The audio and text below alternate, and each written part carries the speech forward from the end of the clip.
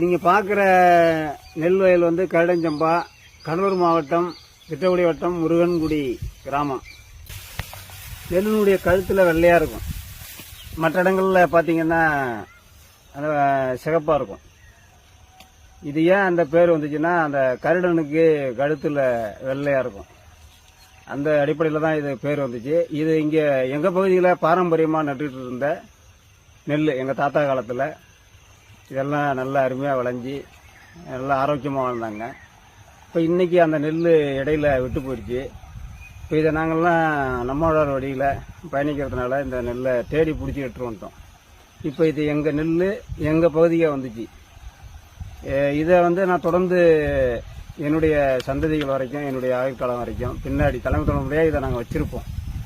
அதுக்காக தான் நாங்கள் இதெல்லாம் திருவிழா நடத்தி இந்த மரபு விதைநெல் காப்பாளர் அப்படிங்கிற ஓரளவு சான்ற